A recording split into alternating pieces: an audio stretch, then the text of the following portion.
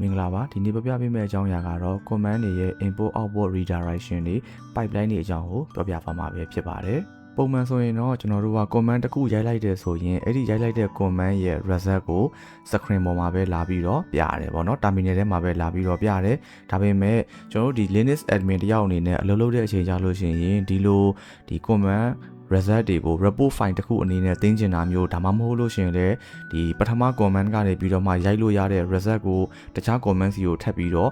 ပို့ချင်တာမျိုး filter လုပ်ပြီးတော့စစ်ထုတ်ချင်တာမျိုးဆိုတာမျိုးတွေကရှိတတ်ပါတယ်အဲကြလို့ရှိရင်ကျွန်တော်တို့ဒီ greater than တို့ greater than နှစ်ခုပေါ့နော် double greater than တို့ pipe indicator တို့အဲ့လိုမျိုးကျွန်တော်တို့ indicator လေးတွေကိုအသုံးပြုပြီးတော့ရေးလို့ရပါတယ်ပထမဦးဆုံးပြောချင်တာကတော့ greater than sign လေးပါ override redirect လို့ခေါ်ပါတယ် command တစ်ကြောင်းရဲ့ output ကို file တစ်ခုခုတည်းကိုသွားပြီးတော့ input အနေနဲ့ထည့်ပြီးတော့ရေးခြင်းတဲ့ချိန်ကျရင်သုံးပါတယ်ဒါပေမဲ့အဲ့ဒီထဲမဲ့ file ထဲမှာစာသားတွေရှိနေတယ်ဆိုလို့ရှိရင်တော့ရှိနေပြီးသားစာသားတွေအားလုံးကိုအကုန်လုံးဖြတ်ပြီးတော့ကိုထည့်လိုက်တဲ့ဒီစာကြောင်းလေးတစ်ကြောင်း command တစ်ခုရဲ့ output ကိုပဲအသစ်အနေနဲ့အစားထိုးပြီးတော့ရေးသားသွားတာဖြစ်ပါတယ်အဲ့တော့အဲ့ဒါလေးကိုကျွန်တော်တို့စမ်းကြည့်အောင်ပထမဦးဆုံးကျွန်တော်တို့ date ဆိုတဲ့ command လေးကိုရိုက်လိုက်မယ်ဒါဆိုရင်အခုလက်ရှိဒီနေ့ရောက်နေတဲ့ date ရဲ့အခြေအနေတွေအကုန်လုံးကိုကျွန်တော်တို့ရဲ့ terminal ထဲမှာ result တစ်ခုအနေနဲ့ထုတ်ပြပေးတယ်ဒါပေမဲ့ဒီဟာကိုကျွန်တော်တို့ကဒီ terminal မှာမပြချင်ဘူးသူထွက်လာတဲ့ result ကို file တစ်ခုထဲမှာသွားပြီးတော့ထည့်ခြင်းတယ်ပေါ့နော်အဲ့လိုထည့်ခြင်းတယ်ဆိုလို့ရှိရင်ကျွန်တော်တို့date ဆိုပြီးတော့ greater than ဆိုတဲ့ sign လေးကိုသုံးပြီးတော့ဥပမာထားပါတော့ time.txt ဆိုတဲ့file လေးတွေကိုသွားပြီးတော့ထည့်မယ်လို့ကျွန်တော်တို့ပြောလိုက်မယ်ဒါဆိုရင် command ရိုက်လိုက်တယ် enter ခောက်လိုက်တယ်ဒါပေမဲ့အခုလက်ရှိရောက်နေတဲ့အချိန်ကိုဖော်ပြမပေးဘူးဖော်ပြမပေးဘဲနဲ့ဘယ်ကိုရောက်သွားလဲဆိုတော့ time.txt ဆိုတဲ့ file လေးကိုရောက်သွားတယ်ဒါဆိုရင်ကျွန်တော်တို့ cat ဆိုတဲ့ command လေးကိုသုံးပြီးတော့ time.txt ဆိုတာကိုကျွန်တော်ဖတ်ကြည့်လိုက်မယ်ဖတ်ကြည့်တော့ကျွန်တော်တို့ခုနကတော့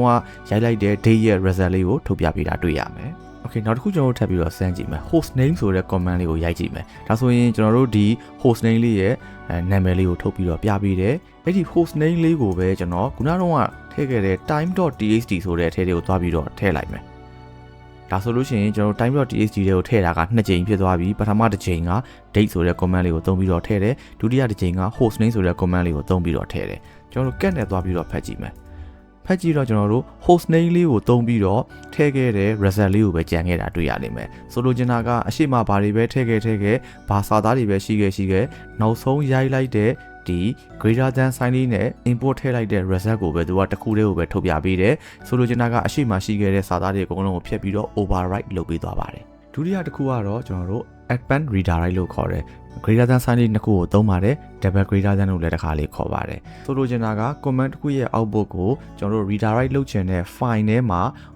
append လုပ်ပြီးတော့ထပ်ပြီးတော့ထည့်ရေးပေးသွားတာပါငကိုရှိပြီးသားစာသားတွေကိုလည်းမဖြတ်ဘူးစာသားတွေဒီအောက်ဆုံးမှာစာကြောင်းအသစ်အနေနဲ့ထပ်ပြီးတော့ဝင်သွားပါတယ်အဲ့ဒါကိုကျွန်တော်တို့စမ်းကြည့်ပါမယ်အဲ့တော့အခုလက်ရှိ time.txt ဆိုတဲ့ file လေးထဲမှာ host name လေးရောက်နေတယ်အဲ့ဒီအချိန်မှာကျွန်တော်တို့ date ဆိုတဲ့ command လေးကိုသုံးပြီးတော့ double greater than လေးနဲ့ time.txt တွေကိုထပ်ပြီးတော့ထည့်လိုက်မယ် okay ပြီးတော့ host name ဆိုတဲ့ command လေးကိုသုံးပြီးတော့ကျွန်တော်တို့ double greater than လေးနဲ့ time.txt တွေကိုပဲထပ်ထည့်လိုက်မယ်ကဲနဲ့ပြန်ပြီးတော့ဖတ်ကြည့်ပါမယ်ဖတ်ကြည့်တော့ကျွန်တော်တို့ဒီ greater than sign တစ်ခုတည်းနဲ့ထည့်ခဲ့တဲ့ host name လေးလည်းရှိနေတော့မယ်ဒုတိယတစ်ကြိမ်ထည့်လိုက်တဲ့ date ဆိုတဲ့ command လေးရဲ့ result ကလည်းဒီမှာရှိနေတော့မယ်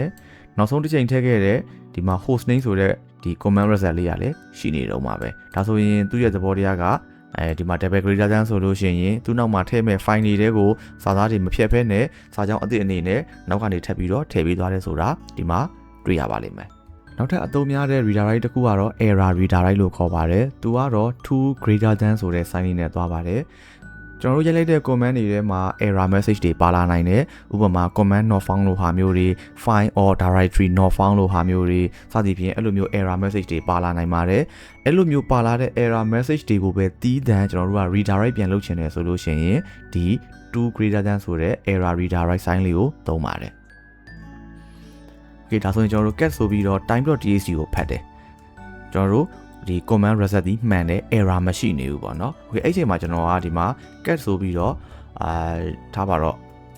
date.txt ဆိုတာကိုကျွန်တော်ဖတ်ကြည့်လိုက်မယ်အဲ့ဒါခောက်လိုက်တယ်အဲ့ဒီလိုမျိုး file မျိုးမရှိနေဘူးဆိုပြီးသူကထုတ်ပြပေးတယ်ဘာကြောင့်လဲဆိုတော့ဒီ date.txt ဆိုတဲ့ file လေးကရှိမနေဘူးပေါ့နော်ဒါလေးကိုကျွန်တော်တို့က cat date.txt တကယ်မရှိတဲ့ file လေးကိုကျွန်တော်တို့ error ဖြစ်အောင်လုပ်ပြီးတော့ဖတ်မယ် to greater than sign လေးနဲ့ပို့မယ်ဘယ်ထဲကိုထည့်မလဲဆိုတော့error.txt ဆိုတဲ့ file လေးကိုကျွန်တော်တို့ကပို့လိုက်ပါမယ်ဒါဆိုရင်ကျွန်တော်တို့ကဒီ date.txt ဆိုတဲ့ file လေးကိုကတ်နဲ့ဖတ်လိုက်ပြင်မဲ့အရှိမလိုမျိုး error ဆိုတဲ့ message မတက်လာတော့ဘူးတက်လာမဲ့ error message ကဒီ sign လေးကိုတုံးထားတဲ့အတွက်ကြောင့်မလို့ဘယ်ကိုရောက်သွားလဲဆိုတော့ error.txt ဆိုတဲ့ file လေးကိုစောက်ပြီးတော့အဲ့ထဲကိုလာထည့်ပေးသွားတယ်ဒါဆိုရင်ကတ်နဲ့ဖတ်ကြည့်လိုက်တဲ့အချိန်မှာကျွန်တော်တို့ခုနကတက်ခဲ့တဲ့ error message လေးကအဲ့ဒီ file လေးတွေကိုရောက်နေတာတွေ့ရပါလိမ့်မယ်โอเคဒါဆိုရင်ကျွန်တော်တို့ရိုက်တဲ့ command တွေထဲမှာ error တက်တာတွေရော error မတက်တာတွေရောရောပြီးတော့ပါနေနိုင်ပါတယ်ဒါဆိုရင်ကျွန်တော်တို့က cat ဆိုပြီးတော့ဖတ်မယ် time.txt ကိုလည်းဖတ်မယ် date.txt ကိုလည်းဖတ်မယ် time.txt ကိုဖတ်မယ်ဆိုလို့ရှိရင်တော့ရှိတယ်။ဘာကြောင့်လဲဆိုတော့ခုနကကျွန်တော်တို့စမ်းခဲ့တဲ့ဒီ file လေးကရှိနေတော့မယ် date.txt ကိုဖတ်ရင်တော့ရှိမှာမဟုတ်ဘူး။အဲ့ဒီအရာလေးကိုကျွန်တော်တို့က to greater than sign လေးနဲ့ကျွန်တော်တို့ error.txt တွေကိုပို့မယ်။အဲ့ဒါခောက်လိုက်မယ်။ဒါဆိုရင်သူကဘာကိုပြပေးသွားလဲဆိုတော့ time.txt ကိုဖတ်လို့ရတဲ့ result ကိုတော့ပြပေးတယ်။ဘာကြောင့်လဲဆိုတော့အဲ့ဒီ command လေးက error တက်မသွားဘူး။ဒါပေမဲ့ date.txt ကိုဖတ်တဲ့ချိန်မှာ error တက်သွားတယ်။ဒါပေမဲ့ error ကို terminal မှာမပြဘူး။ error.txt တွေကိုလှမ်းပြီးတော့ပို့လိုက်တယ်။ကျွန်တော်တို့ကဲနဲ့လှမ်းပြီးတော့ဖတ်ကြည့်လိုက်မယ်။ဒါဆိုရင်ဒီစာသားလေးကရှိနေတော့မယ်တွေ့ရပါလိမ့်မယ်။ Okay အဲ့တော့ဒီစာသားလေးကအရှိမဆန်းခဲ့တဲ့စာနဲ့တူနေမှာဆိုတဲ့အတွက်ကြောင့်မို့လို့ကျွန်တော်ဒီ command လေးကိုပဲကျွန်တော်တို့ error1.txt ဆိုပြီးတော့ကျွန်တော် file လေးပြောင်းပြီးတော့ပေးလိုက်မယ်။ကဲနဲ့ error1.txt ကိုဖတ်ကြည့်တော့ရောက်နေတာတွေ့ရပါလိမ့်မယ်။နောက်တစ်ခုကတော့ pipe ဆိုတဲ့သင်္ကေတလေးပါသူရဲ့အလုပ်လုပ်ပုံကကြတော့ command တစ်ခုရဲ့ output ကိုနောက်ထပ် command တစ်ခုရဲ့ input အဖြစ်တိုက်ရိုက်ယူပြီးတော့သုံးဖို့အတွက်ကိုဒီ pipe ဆိုတဲ့သင်္ကေတလေးကိုထည့်ပြီးတော့သုံးပါတယ်။ Okay သူရဲ့အလုပ်လုပ်ပုံကိုကျွန်တော်တစ်ချက်ကြည့်မယ်။ pipe ရဲ့အလုပ်လုပ်ပုံကဘယ်လိုလဲဆိုရင်ဥပမာကျွန်တော်တို့ lsp-l နဲ့ root အောက်က etc ဆိုတဲ့အောက်ထဲကိုကျွန်တော် list ခေါ်ကြည့်လိုက်မယ်။ဒါဆိုရင်ဒီခေါ်လိုက်တဲ့ list ဒီ file တွေအများကြီးဒီမှာရာထောင်ချီပြီးတော့တက်လာတာမျိုးတွေ့ရပါလိမ့်မယ်အဲ့ဒီထဲထဲကနေပြီးတော့မှကျွန်တော်ကဘယ်လိုဖတ်ချင်လဲဆိုရင်ဒီလိုမျိုး score wheel နဲ့လည်းလှည့်ပြီးတော့မဖတ်ချင်ဘူး page up page down နဲ့ကျွန်တော်တို့ကဖတ်ချင်တယ်ပေါ့နော်ဒါဆိုရင်ကျွန်တော်တို့ကအဲ့လိုမျိုးဒီစာဖတ်တဲ့လို့သုံးတဲ့ command က left ဆိုတဲ့ command နဲ့ဖတ်လို့ရပါတယ်ဟုတ်ပြီနော် left ဆိုတဲ့ command ကိုသုံးပြီးတော့အဲ့နောက်မှာထားပါတော့file.txt ဆိုတဲ့ file လေးပေါ့နော်အဲ့ဒီ file ထဲမှာစာကြောင်းရေးရာထောင်ကြီးပြီးရှိတယ်ဆိုရင်ကျွန်တော်တို့ဘယ်လိုပုံစံမျိုးနဲ့ဖတ်လို့ရမလဲဆိုရင်ဒီ page up page down space bar လေးနှိပ်ပြီးတော့ page by page ကျွန်တော်တို့သွားပြီးတော့ဒီစာအုပ်တအုပ်ကိုလှန်ပြီးတော့ဖတ်တယ်လို့မျိုးဖတ်လို့ရပါတယ်ဆိုတော့ကျွန်တော်ဒီ lsp-l နဲ့ lsp-l နဲ့ etc အောက်ထဲကို list ခေါ်ကြည့်လိုက်တယ်ဒါဆိုရင်ခုနလိုမျိုးဒီ output result တွေကအများကြီးတန်းစီပြီးထွက်လာတယ်အဲ့ဒါလေးကိုကျွန်တော်တို့က left ဆိုတဲ့ဒီ page by page ဖတ်တဲ့နည်းနဲ့သုံးကျင်တယ်ဆိုလို့ရှိရင် pipe indicator လေးကိုခံပြီးတော့ left နဲ့နောက်ကနေသွားပြီးတော့ဖတ်လို့ရပါတယ်အဲ့တော့ဒီ command ရဲ့ပုံစံကဘယ်လိုဖြစ်သွားလဲဆိုတော့ etc အောက်ထဲမှာရှိတဲ့ file တွေအားလုံးကိုကျွန်တော်တို့ဒီမှာ ls နဲ့ခေါ်ပြီးတော့ကြည့်မယ်ကြည့်လို့ရတဲ့ result ကိုဒီမှာ pipe indicator လေးခံပြီးတော့ left ဆိုပြီးတော့ကျွန်တော်တို့ဖတ်လိုက်တဲ့အချိန်မှာ page by page ဖတ်လို့ရတဲ့ပုံစံမျိုးသူကထုတ်ပြပါလိမ့်မယ်အနားခောက်လိုက်မယ်ဒါဆိုရင်ကျွန်တော်တို့ total ဒီမှာစာကြောင်းရေပေါင်း1040ရှိတယ်အဲ့ဒီထဲမှာပထမဦးဆုံးအကြောင်းရေ1ကနေပြီးတော့စပြီးတော့ဒီမှာဒီထိပြပေးတယ်နောက် page ကိုသွားခြင်းနဲ့ဆိုရင်ကျွန်တော်တို့ space bar နှိပ်လိုက်လို့ရတယ်ဒါမှမဟုတ်လို့ရှိရင်လည်း page down page up ကျွန်တော်သွားလို့ရတယ်ပြီးရင် space bar တစ်ချက်ချင်းစီဆင်းပြီးတော့သွားလို့နောက်ဆုံးစာကြောင်းရောက်ပြီဆိုလို့ရှိရင် end ဆိုတဲ့နေရာမှာဆုံးသွားလိမ့်မယ်အဲ့ဒီနေရာမှာကျွန်တော်တို့ကလိုချင်တဲ့ file ကိုမတွေ့သေးဘူးဆိုလို့ရှိရင် page up ကိုနှိပ်ပြီးတော့အပေါ်ပြန်တက်လို့ရတယ် page down ကိုနှိပ်ပြီးတော့အောက်ကိုပြန်ဆင်းလို့ရတယ်ထွက်ချင်တယ်ဆိုရင်တော့ Q button လေးကိုနှိပ်ပြီးတော့ quick လုပ်ပြီးတော့ထွက်လိုက်လို့ရပါတယ်နောက်တစ်ခုကျွန်တော်တို့သုံးလို့ရသေးတာတွေကဘာတွေရှိသေးလဲဆိုရင်ထားပါတော့ cat root အောက်က etc အောက်က passwd ဆိုတဲ့ file လေးကိုကျွန်တော်တို့ဖတ်လိုက်မယ်passwd ဆိုတဲ့ file လေးကိုဖတ်လိုက်တဲ့အချိန်မှာဒီမှာဒီလိုမျိုးစာသားတွေအများကြီးထုတ်ပြီးတော့ပြပေးတယ်အဲ့ဒီအထဲထဲကနေပြီးတော့မှကျွန်တော်တို့ကဘာကိုကြည့်ကြင်လဲဆိုလို့ရှိရင် bash ဆိုတဲ့ကျွန်တော်တို့ share လေးကိုအသုံးပြုထားတဲ့ user ဘယ်နှယောက်ရှိလဲဆိုတာကိုကျွန်တော်တို့ကထုတ်ပြီးတော့ကြည့်ကြင်တယ်ဆိုရင်ဒီထဲထဲမှာဆိုတော့ကျွန်တော်တစ်ချောင်းချင်းလိုက်ပြီးရှာမှာပေါ့နော်ဥပမာဒီမှာ bin အောက်က bashတခြားနေရာမှာလည်း bash ဆိုတဲ့ဟာလေးကျွန်တော်တို့တစ်ချောင်းချင်းလိုက်ပြီးတော့ရှာရမယ်အဲ့လိုမရှာခြင်းဘူးကျွန်တော်တို့က bash bash ဆိုတဲ့စကားလုံးပါတဲ့စာကြောင်းလေးတွေကိုပဲကွက်ပြီးတော့ထုတ်ပြပေးပါဆိုလို့ရှိရင်ကျွန်တော်တို့ဒီ pipe ကိုသုံးပြီးတော့ cat root အောက်က etc အောက်က passwd အဲ့ဒီရတဲ့ result ကိုကျွန်တော်တို့ pipe လေးကိုခံပြီးတော့ grab ဆိုတဲ့ command လေးကိုထည့်ပြီးတော့သုံးမယ်the grab ဆိုတဲ့ command လေးကဘာလဲဆိုတော့ဒီစာကြောင်းတွေထဲမှာရှိနေတဲ့သူရှာခြင်းတဲ့စာသားကိုဒီ file လေးကနေဆွဲထုတ်ပြီးတော့ပြပေးတာမျိုးပါအဲ့ဒီကနေမှ back ဆိုပြီးတော့ရိုက်လိုက်မယ်အနားခောက်လိုက်မယ်ဒါဆိုရင်ကျွန်တော်တို့ဒီမှာ back ဆိုတဲ့စကားလုံးလေးနှလုံးကိုတွေ့ရတဲ့စာကြောင်းနှစ်ကြောင်းကိုဒီမှာထုတ်ပြပေးလိမ့်မယ် root ဆိုတဲ့စာကြောင်းလေးနဲ့ vmware-user ဆိုတဲ့စာကြောင်းလေးဆိုလိုချင်တာကဒီ user နှစ်ယောက်ဒီ bin အောက်က bash shell လေးကိုအသုံးပြုပြီးတော့ login ဝင်ပြီးတော့သုံးစွဲခွင့်ရှိပါတယ်ဆိုတဲ့အကြောင်းကိုဒီမှာ etc အောက်က passwd မှာဖော်ပြပေးတာပါ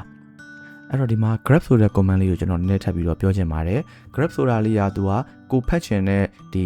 file တစ် file ထဲမှာရှိနေတဲ့အထက်ထဲမှာစကားလုံးလေးတစ်လုံးနဲ့ကိုရွေးပြီးတော့စစ်ထုတ်ချင်တယ်ဆိုလို့ရှိရင်ဒီ grab ဆိုတဲ့ command လေးကိုသုံးတယ်ဥပမာ grab ဆိုပြီးတော့ TUE ဆိုတဲ့စကားလုံးလေးကိုထုတ်ချင်တယ်ဘယ်ထည့်ရရင်ထုတ်ချင်လဲဆိုလို့ရှိရင် time.txt ဆိုတဲ့ file လေးကနေထုတ်ချင်တယ်ဒါဆိုရင် enter ခောက်လိုက်မယ် enter ခောက်လိုက်တော့ time.txt ဆိုတဲ့ file ထဲမှာရှိနေတဲ့အထက်ထဲကနေမှာ TUE ဆိုတဲ့စကားလုံးလေးပါတဲ့စာကြောင်းတစ်ကြောင်းလေးကိုပဲကွက်ပြီးတော့ထုတ်ပြပေးတယ်တကယ်ဆိုလို့ရှိရင်ဒီထဲမှာ time.txt ဆိုပြီးတော့ဖတ်လိုက်တဲ့အချိန်မှာဒီမှာ file စာကြောင်း၃ကြောင်းရှိနေတာတွေ့ရလိမ့်မယ်အဲ့ဒီကနေမှာဒီကျွန်တော်တို့ grab နဲ့ရှာလိုက်တဲ့ဟာလေးကိုပဲကွက်ပြီးတော့ထုတ်ပြပေးတာပါအဲ့လိုမဟုတ်ဘူးကျွန်တော်တို့ grab ထဲမှာ